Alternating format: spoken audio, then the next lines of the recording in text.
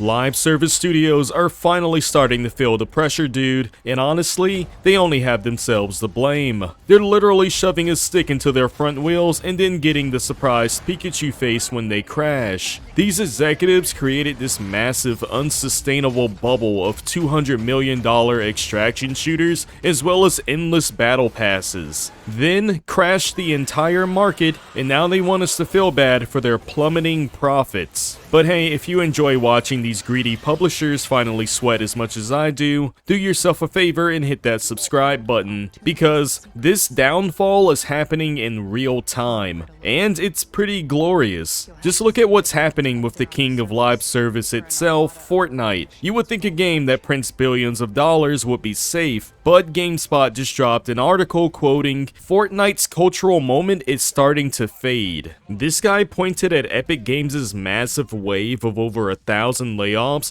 and basically said that the active user base has been stagnant for years. Despite Epic throwing millions at Disney and Lego for crossovers, it's just not growing anymore. He summed it up perfectly by saying, "Forever games, it turns out, aren't actually forever." And he's totally right. Epic Games had to lay off over 1,000 employees recently because they were spending significantly more money than they were making. They literally had to jack up the price of V-Bucks just to keep the lights on. Yeah, what a hell of a time we live in now, where even the video game economies undergo inflation. And this is Fortnite we're talking about here, the game that basically defined an entire generation of gaming, hosted virtual Travis Scott concerts, and crossed over with every movie franchise in existence. If a juggernaut like this is starting to crack under the weight of its own bloated budgets and declining player engagement, it really puts into perspective just how desperate the rest of the industry is right now. It just goes to show that you can't really rely on one game to print money infinitely. Gamers get bored, we move on, we grow up,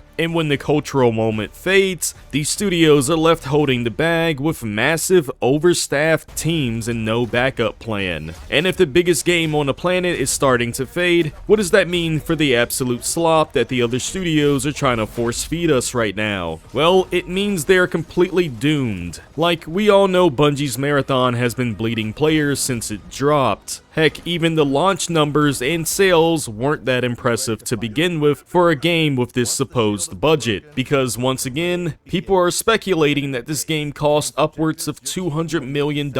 That's like the price of several Gears of War 3s. But things have gotten so bad that even mainstream outlets are writing its obituary. GameSpot literally just put out a video titled, "Enjoy Marathon now before Sony kills it." But they're not wrong. The video talks about what it's like falling in love with a game that feels doomed to die, and honestly, it's a valid question. Could Marathon be the next live service game to get the plug pulled on it? Maybe not today, maybe not tomorrow, but what's gonna happen to all those $40 entry fees and microtransactions if Bungie and Sony decide to kill this game 1, 2, or even 3 years from now? Heck, they don't even have to officially kill the game right away. The player count just has to get low enough that it takes you 5 literal minutes to find a half-filled lobby of tryhards who camp every bush. You'll drop in, get sniped across the map by some random guy, and then you're back to the lobby waiting for another 5 minutes. And then poof, one day you just can't find matches anymore. It becomes a ghost town, and we have every reason to be completely paranoid about this because we already have more than enough examples of this happening already. First, PlayStation gets its $200 million